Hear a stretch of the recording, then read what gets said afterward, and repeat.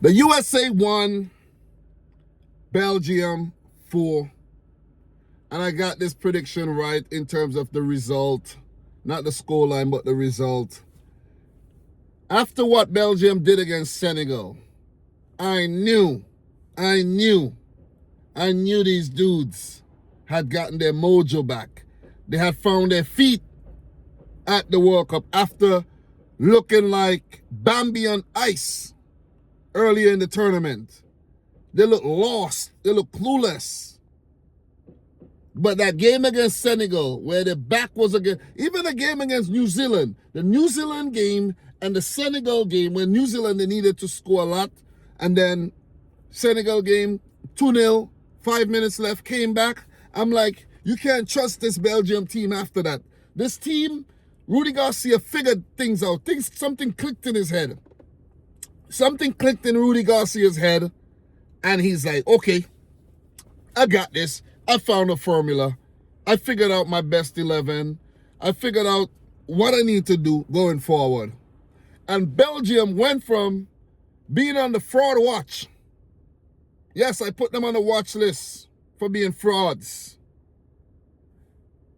to now being off the list, and you could call this a successful 2026 World Cup campaign. Beating USA in their own backyards after the whole Folarin Balogun controversial red card situation where he was allowed to play after the red card got suspended. A whole lot of politics involved, loopholes, taken advantage of, and Trump, and, who knows who got involved. And that whole situation just left a sour taste amongst the football fraternity, here and abroad. I know a lot of biased U.S.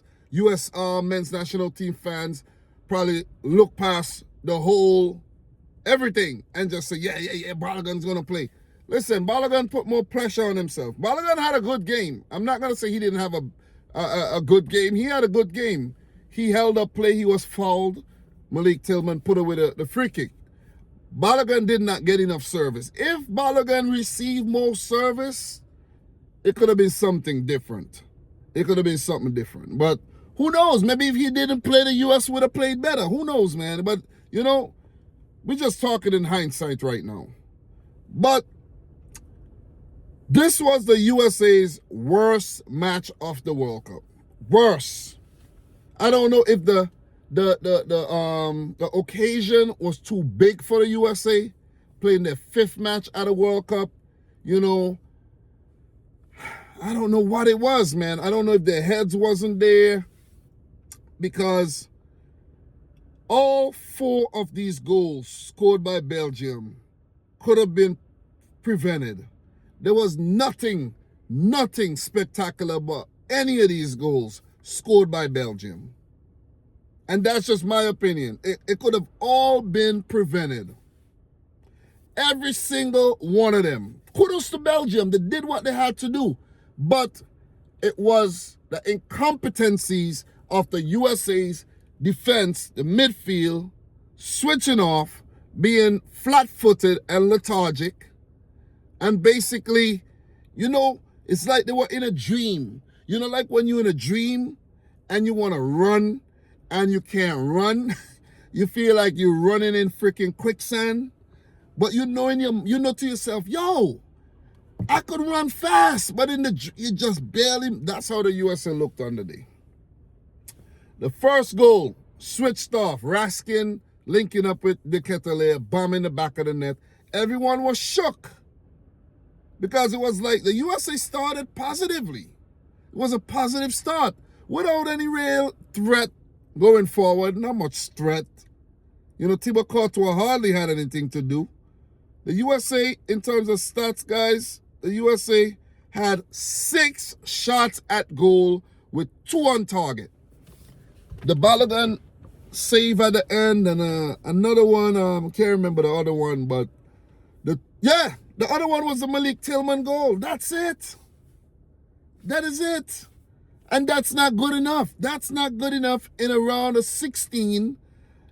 This is the second knockout match. This is not good. Second knockout round. This is not good enough. That was not good enough. The USA were limp, impotent on the day, unimaginative.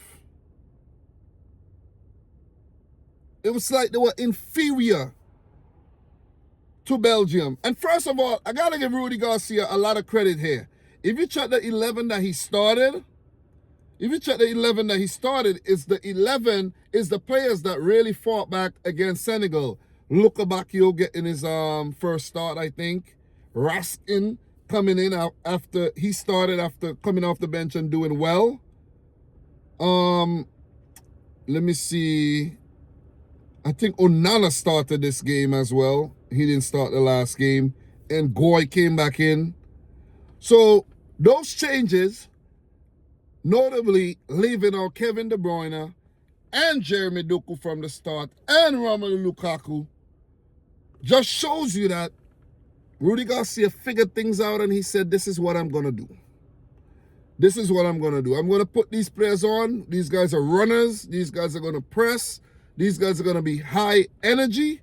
And they're going to play the USA off the park. That's exactly what they did. The pressure, maybe the pressure was too much for the USA. The second goal with Trossard crossing in, De Ketelaere jumping ahead of Tim Ream, who seems like he had freaking weights tied to his feet. You see what I'm saying? Like he had sinkers tied to his feet. He could have leaped. De Ketelaere, bam, goal again. I'm like, what the hell am I seeing here? What the hell? You see what I'm saying? But before that, Malik Tillman did equalize. So I'm like, okay. I'm jumping the gun, but okay. USA back into this thing. And then immediately the Ketelaere goal was scored. I'm like, oh God, what is this? And then the Vanaken goal, Hans Vanaken, oh my God. Like, Matt Freeze, what are you doing, man? What are you doing? He had a brain fart. It's like his mind, was dreaming. Literally dreaming. And cleared the ball. He hesitated and got the ball stolen. Vanaken put it into an empty goal. You know, Tim Ream couldn't clear it. Couldn't find his feet to clear it. 3-1. At 3-1, 2-1, yeah, you know, still in the game. But at 3-1, the USA was done. And trying to get the goal back late, left themselves vulnerable. Chris Richards losing the ball. Let me see who set up Lukaku. I can't remember who set up Lukaku there.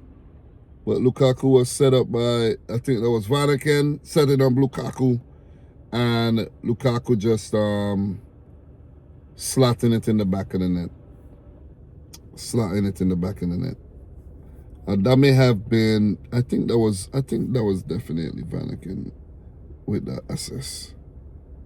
Yeah. I'm like, Jesus, man. Jesus. Oh my God, yo. That was an embarrassing loss, man. The way the goals were conceded was just embarrassing. You know what I mean? It's like one team like knew how to play soccer and the other team didn't. That's how it looked. Man. It was embarrassing stuff in terms of the way the goals were conceded. You know, and the USA had no clue how to get back into that game. Despite that, you know, apart from that Malik Tillman moment of brilliance where flicked off the player's head, beat Courtois, that was it. The USA wasn't able to replicate that moment of brilliance. Pulisic tried. You know, they tried. I'm not going to say they didn't try. They really tried. But not good enough. Went out with a whimper. You know what? You know what shows you that Belgium, this was a walk in the park for Belgium? they didn't even need to use Kevin De Bruyne. Kevin De Bruyne was an unused sub. Wasn't even needed. That's a slap in the face. When your best player, arguably your talismanic player, wasn't even needed. Yuri Tillemans, usually he's a forward-thinking midfielder. He didn't even need to be attacking on the day. He just chill. Not Andre, but Amadou Nana. Amadou Nana does not like being called Andre, by the way. But he got injured, so he might be facing some time on the sideline. You know, Axel Witsel got his first minutes of the World Cup. Congratulations to him.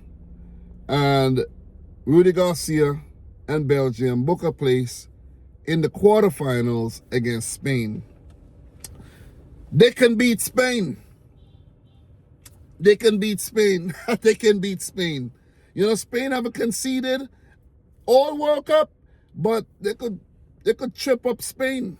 You know, no guarantees that Spain's gonna walk all over them. No guarantees. No guarantees. But as for the USA, man, they gotta just keep their head up high. You know, I think it was still a successful World Cup, reaching the round of 16. Just like Canada did, just like Mexico did. And I predicted all three hosts to get knocked out in this round. You know, maybe I should have put some money on it, but yeah, I messed up there. I should have just put some money on it, like a lot of money, because I was confident that none of these teams were going to go through. Nothing against CONCACAF or anything. I live in the CONCACAF region. I'm just saying, it's just football, man. It is what it is. It is what it is. And right now, all we have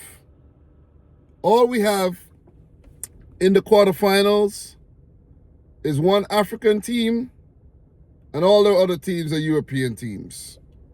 Let me double check to verify that. Yeah, that's what we have. We got France, Morocco, Spain, Belgium, Norway, England, and we could have Argentina, Egypt, or Switzerland, Colombia. I actually think it's going to be Switzerland and Argentina. So we're going to have one South American team, one African team, and 6 European teams left. So, yeah. But guys, what's next for Pochettino in the USA? Would he still be in charge? I think so. Why? You know, why not? Why not? Why not? I'm pretty sure this World Cup would have inspired a new generation of, you know, youngsters to, you know, for the future. But a lot of things are still being discussed in terms of finding talent, you know, pay to play. You know, you can't just get like a raw talent from anywhere. These are players that have been groomed for years and years and years. You know, you just don't have that wild card. And maybe that's what the USA lack. But guys, thanks a lot for watching. Subscribe if you're new. Like the video if you haven't yet done so. I'm going to go in and get some sleep.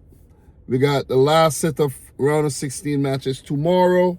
The bulk of the work for the World Cup is done, and I'm happy about that. Thanks to a lot of you guys.